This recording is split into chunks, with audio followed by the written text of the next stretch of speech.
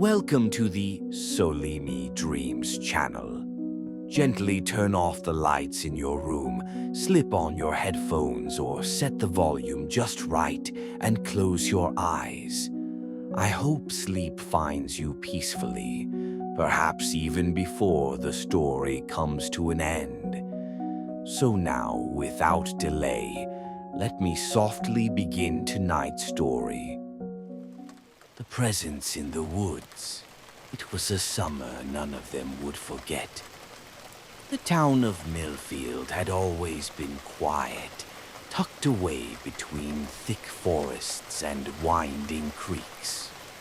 Teenagers spent their days cycling through the narrow trails, exploring abandoned cabins, and swapping ghost stories at the edge of the woods. It was during one of those summer nights that the legend of Slenderman resurfaced. Tommy, Lena, and Mike were inseparable. 15 and full of reckless curiosity, they craved a thrill. It started with a dare: camp in the woods for one night and see if they could summon him. They knew it was just an urban legend. A tall, faceless man with unnaturally long limbs who stalked children and left no trace.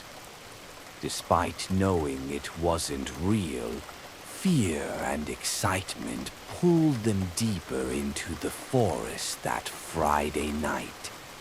They set up their tents near an old, decaying cabin. The place had been abandoned for years, its roof caving in, windows shattered like broken eyes. Mike threw a few branches into the fire pit, and flames crackled, casting distorted shadows on the trees. As the night thickened, Lena pulled out her phone and read from an online forum about summoning Slenderman. "They say you have to write a letter," she whispered, eyes wide in the firelight. "A letter asking him to come. Then you hang it from a tree branch." Tommy scoffed, but Mike grinned. "Let's do it. What's the worst that can happen?" Using an old crumpled notebook, they wrote the message, each adding a line. "We want to see you. We're not scared. Show yourself." They tied the note with a piece of twine and hung it from a low branch just outside the clearing. Hours passed. The fire died down and Mike's snores filled the tent. Lena lay awake, her ears straining to hear the forest. Just as sleep threatened to take her, a sound pierced the stillness. A faint, slow scraping noise, like something dragging across the forest floor. She nudged Tommy, whispering, "Did you hear that?" Tommy grumbled, half asleep, but Lena couldn't shake the feeling of being watched. She peeked through the tent's small window, her heart racing. The note they had hung was swaying gently, though the air was still. Then she saw it. Something tall and pale standing just beyond the tree line. She squeezed her eyes shut, convincing herself it was a trick of the light. The next morning, Lena didn't mention it. As they packed up, Mike noticed the note was gone. He joked about it, but Lena's stomach knotted. The forest seemed quieter than usual, like it was holding its breath. They left quickly, not daring to look back. 2 days later, Tommy didn't show up at school. Lena and Mike tried calling, but his phone went straight to voicemail. After classes, they biked to his house. His mother answered, pale and exhausted, saying he hadn't come home since that morning. Police cars lined the street. Lena shivered. That night, Mike called her, panic in his voice. "I swear, Lena, I saw him out my window, just standing by the mailbox. Tall, no face, like a shadow that didn't belong." Lena wanted to comfort him, to tell him it was just stress, but her own mind replayed that vision in the woods, the unnaturally tall figure, just watching. The next morning, Mike was gone too. The police questioned Lena, but what could she say? That a monster from an internet legend took her friends? They wouldn't believe her. No one did. Desperate, Lena returned to the woods, retracing their steps. The cabin looked worse than before, as if it had aged decades in just days. She found the branch where they had hung the note. Scratched into the bark were strange, swirling symbols. Her heart pounded as she recognized one of the symbols from the forum, Slenderman's mark. Night fell too quickly, and Lena knew she shouldn't stay. But something compelled her deeper into the forest. As the air grew colder, she saw it.